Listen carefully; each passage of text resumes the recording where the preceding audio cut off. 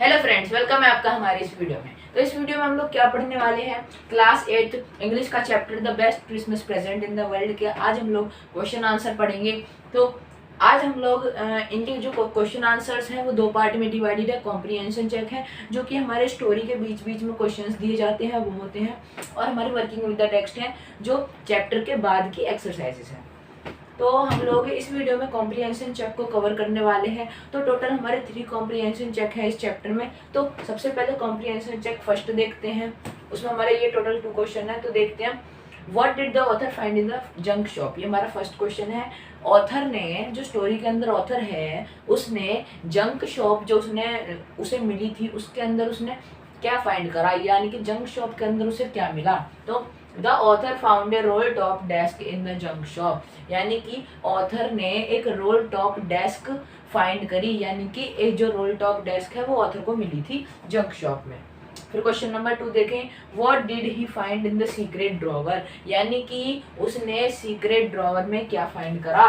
तो he found a small black Sellotaped to the top of it was a piece of lined note paper, यानी कि answer का कहने का मतलब है जो ड्रॉर के अंदर एक सीक्रेट ड्रॉर नहीं होती, जो भी टेबल्स होती हैं आपने देखा होगा, एक छोटी सी ड्रॉर लगी रहती है। तो उस ड्रॉर में उसे एक क्या कहते हैं, स्मॉल ब्लैक यानी कि छोटा काला कलर का Sellotape to the top of it, यानी कि सैलो टेप हो रखा है वो उसके ऊपर से उसे सैलो टेप से रैप कर रखा है। Was a piece of lined note paper, यानी कि जो टोटली बात है वो क्या है, ऑथर ने उस डेस्क के अंदर सीक्रेट ड्रॉवर में एक लेटर को फाइंड करा जो कि ब्लैक कलर के जो एक ब्लैक कलर में था और सैलो टेप से रैप हो रखा था, बस।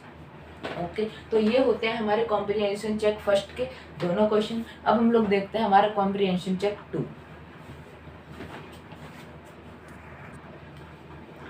तो फ्रेंड्स अब हम लोग देखते हैं हमारा कॉम्प्रिहेंशन चेक सेकंड। तो इस कॉम्प्रिहेंशन चेक में हमारे थोड़े ज़्यादा सवाल हैं हमारे पिछले वाले कॉम्प्रिहेंशन चेक से ज़्यादा। तो फर्स्ट क्वेश्चन देखें हम अपने सेकंड कॉम्प्रिहेंशन का, तो Who had written the letter to whom and when, यानी कि जो लेटर था वो किसने लिखा और किसको लिखा और कब लिखा। तो आंसर देखें, Jim McPherson written the letter, यानी कि जिम मैकपर्सन ने लेटर को लिखा टू कोनी मैकपर्सन, कोनी मैकपर्सन जो उसकी वाइफ थी उसको उसने लेटर लिखा ऑन द क्रिसमस मॉर्निंग, यानी कि क्रिसमस की सुबह को उसने लेटर लिखा। तो आंसर का मतलब क्या बनता है, जिम मैकपर्सन ने अपनी वाइफ को लेटर लिखा क्रिसमस की सुबह को। ओके फिर हम लोग देखें question number 2, why was the letter written, what was the wonderful thing that had happened, यानी कि लेटर क्यों लिखा गया था और जो वंडरफुल थिंग थी वो क्या हैपेंड हुई, यानी कि क्या ऐसी वंडरफुल थिंग थी जो हैपेंड हुई क्रिसमस के उपलक्ष्य पर।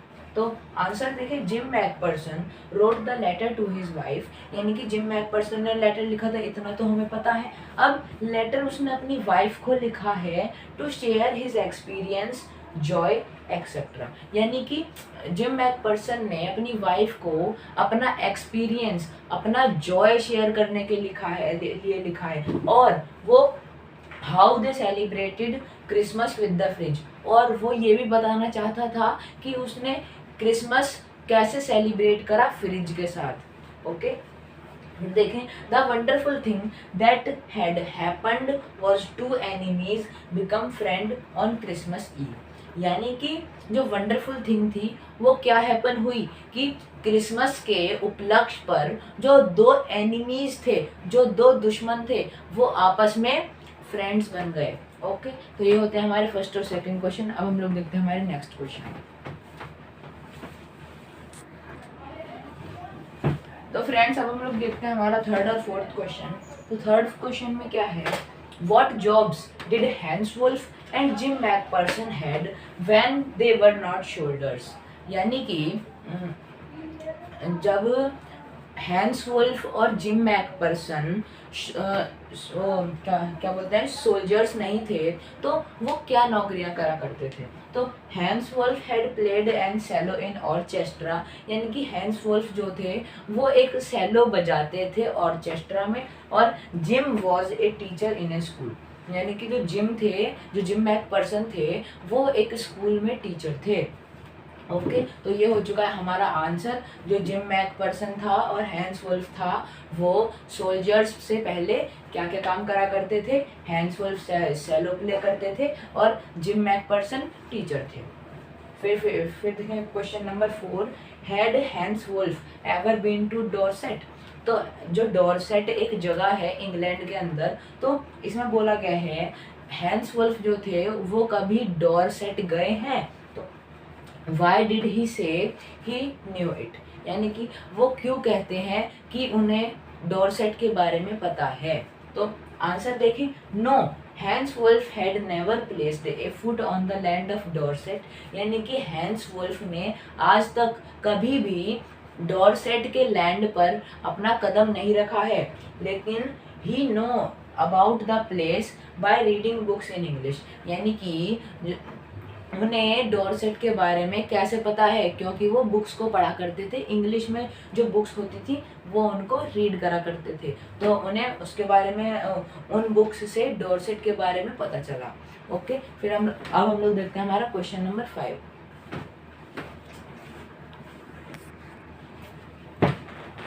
तो फ्रेंड्स अब हम लोग देखते हैं हमारे कॉम्प्रीहेंशन चेक सेकंड का लास्ट क्वेश्चन, क्वेश्चन नंबर 5। तो उसमें क्या है, do you think gym had come back from the war, how do you know this, यानी कि सवाल में बोला गया है हमें क्या लगता है, यानी कि आपको क्या लगता है जो जिम मैकपर्सन थे वो जो वॉर हुई थी, जो बैटल हुई थी टॉमी और फ्रिज में, उससे वापस आए थे।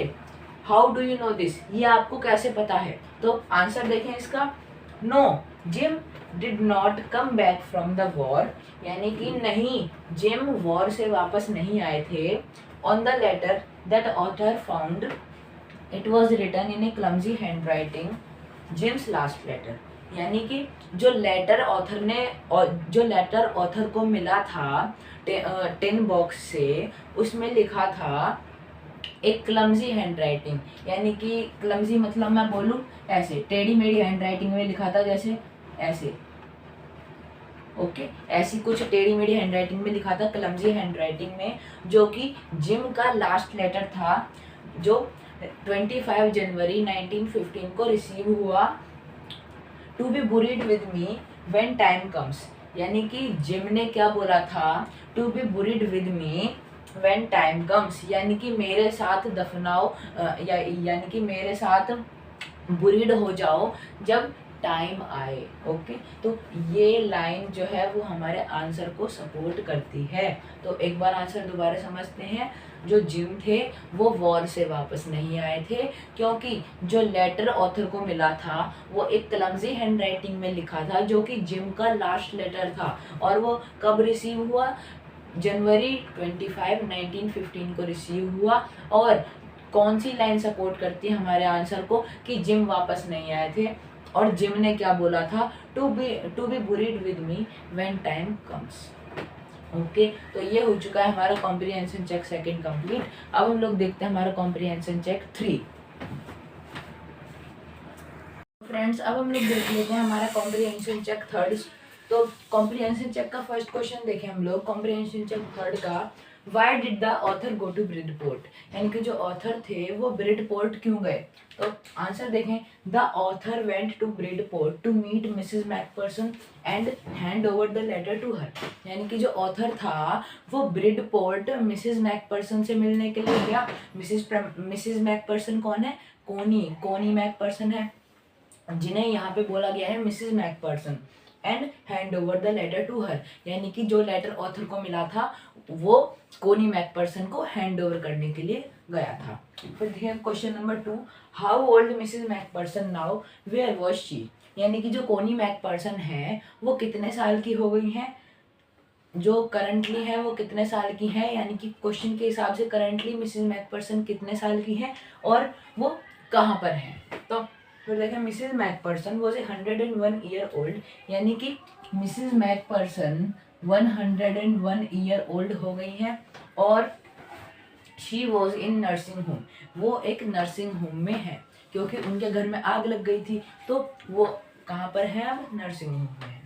ओके, तो ये हो चुका है हमारा कॉम्प्रिहेंशन चेक थर्ड भी कंप्लीट। अब हम लोग देखते हैं हमारा लास्ट कॉम्प्रिहेंशन चेक फोर्थ। तो मैंने आपको कॉम्प्रिहेंशन चेक टोटल 3 बताए थे, लेकिन यहाँ पर 4 है, तो हम लोग फोर्थ कॉम्प्रिहेंशन चेक भी कर लेते हैं। तो फ्रेंड्स अब हम लोग देख लेते हैं हमारे लास्ट कॉम्प्रिहेंशन चेक 4 के दोनों क्वेश्चंस। इसमें भी हमारे 2 क्वेश्चन है। तो फर्स्ट क्वेश्चन देखें, व्हाट डिड कोनी McPherson think her visitor was, यानी कि जो मिसेस मैकपर्सन थी, कोनी मैकपर्सन, उन्होंने क्या सोचा कि उनके विजिटर कौन थे, उन्हें क्या लगा उनके विजिटर कौन थे। तो आंसर देखें, Connie Macpherson thought that her visitor her visitor is मैं लिख देता हूँ that her visitor is her husband Jim, यानी कि उन्हें लगा कि जो उनके विजिटर थे, तो फ्रेंड्स अब हम लोग देख लेते हैं हमारा लास्ट कॉम्प्रिहेंशन चेक 4। तो इसमें भी हमारे 2 क्वेश्चन है। तो फर्स्ट क्वेश्चन देखें, व्हाट डिड कोनी McPherson think her visitor was, यानी कि जो कोनी मैकपर्सन थी, मिसेस मैकपर्सन थी, उन्हें क्या लगा उनके विजिटर कौन है। तो आंसर देखें, Connie Macpherson thought that her visitor is her husband Jim, यानी कि उन्हें लगा कि जो उनके विजिटर हैं वो और कोई नहीं उनके हस्बैंड हैं, यानी कि जिम मैकपर्सन है। लेकिन but actually the visitor was the author, यानी कि जो असलियत में जो विजिटर थे वो कौन थे, ऑथर थे। फिर क्वेश्चन नंबर 2 देखें, जो हमारे चैप्टर के सारे कॉम्प्रिहेंसिव चेक्स में से लास्ट क्वेश्चन है हमारा बिल्कुल, which sentence in the text shows that the visitor did not try to hide his identity, यानी कि जो हमारे टेक्स्ट है, जो हमारी स्टोरी है, उसमें से कौन सी लाइन हमें बताती है, कौन सा सेंटेंस हमें बताता है कि जो विजिटर है उसने अपनी आइडेंटिटी, अपनी पहचान छुपाने की कोशिश नहीं करी। आंसर देखें, the sentence that shows the visitor did not try to hide his identity is, यानी कि जो